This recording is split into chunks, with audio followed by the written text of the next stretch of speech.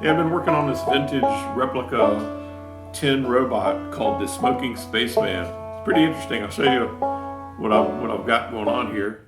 This is the cover artwork of the box. It's, I guess, from maybe the 50s or something like that. It has this one has a smoke generator built into the top of the robot here, and the nichrome has a nichrome wire that has burned up. But basically, you can see there's two contacts here that when voltage is applied, it makes the nichrome or the resistance wire glow, and or it used to. And there's a wick in here that was oil soaked with, I don't know what kind of, maybe mineral oil or something like that. And it also had this bellow so that when it would, there's a switch back here that activates, applies voltage to the smoke generator. And at the same time, when that's being activated, it's actually moving this bellow up and down, this spring-loaded bellow, and that's actually puffing the smoke out of its mouth here. This is the mouth of the robot here. The smoke would come out right here, but inside this grill. And they used to have, there were these lights here that were mounted in the eyes. One of them was burned out, so I replaced them with high-intensity LEDs. But what happens is when the robot is generating the smoke and the bellows moving up and down, and this switch becomes activated in the back, it's actually applying a flashing voltage to these lights, making the lights flash, and that accentuates the smoke. You can see the smoke come out of the front when more easily when the lights are flashing, I think. So I've replaced them with high intensity LEDs, and I've also added another LED back here that points right down into the smoke. Not sure how that's going to work out. I haven't fired it up with the LEDs yet. But it's really interesting how these were made back in the 50s. There's so many parts. I estimate, I haven't fully counted everything up, but I would estimate there's at least 300, maybe 350 individual parts that go into making this robot. So it's really fascinating to me how it's all put together. All these little tin pieces have tabs that basically you insert the piece into the tab and then fold it over.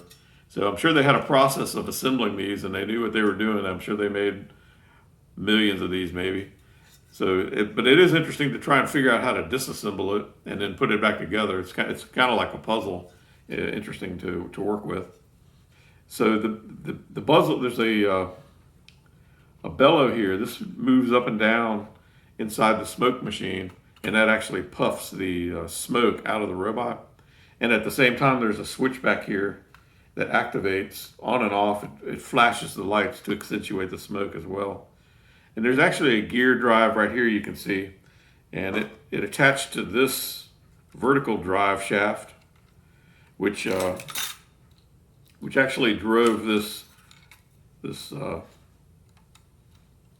piece here. It's kind of like a strobe light on the top of the robot's head. The strobe light goes inside of this dome lens here, and it's really cool to see it working.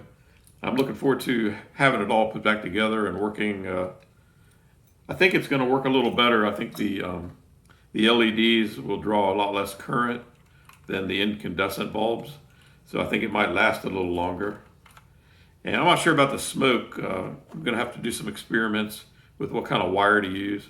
I've got an idea. I think I'm going to use a filament out of a 12-volt light bulb. I've seen if I apply, this runs on two D-sized batteries, so that's about 3 volts.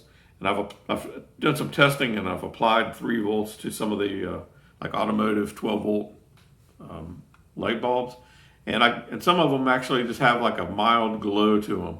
So I popped one of them open and got the filament out of it, and it still has a glow to it. So it's not. Hopefully, it'll last. It won't burn up very quickly. But it's just amazing to me, all the little details, all the little trim pieces here that go into making this robot. I hope I can remember how to put it all back together. The weak part of the robot is the on-off switch here. Somehow it's gotten bent and it didn't work very well. And I think that was the main culprit and why it died. Other than I think it'd been used a lot. I bought it non-functioning. Some of the things worked and most of it didn't. But inside here it's coated with a a residue, so I can see that the smoke generator has been working and it has been putting out a lot of hopefully not toxic fumes, but I wouldn't be surprised if they weren't. This one has posable arms, and the arms move up and down as well. And it also has one of the battery covers here is missing. It fell off, the hinge came out. I think it's just a piece of wire. I think I can find something to replace that. But if you look inside here, you can see a lot of gearing and levers, and it's pretty interesting what they were able to do in the 50s, throw these together. And I'm surprised they somehow made money doing this. I just can't imagine how intricate this is and how involved it would be to put together and design it. And I've been looking into it, and there's a lot of different models of these robots. They're all kind of the same, but they all have little different features. I think this is the only one I've seen that generates smoke. And it's probably a little hard on batteries, I would think, because of the current it's going to draw. I'm going to do some tests and see if anyone of y'all out there have an idea how much current one of these smoke generators produces. I'd like to hear about it. And please click the like and subscribe if you want to follow along. I'm going to be doing a series of videos on these 10 robots. I've got a few that I'm working on. They all seem to have little weak parts. Starting with this one, this is the most complex. And I've learned a lot just taking it apart, and hopefully I'll be able to get it put back together. And thanks for watching, and I hope you enjoy.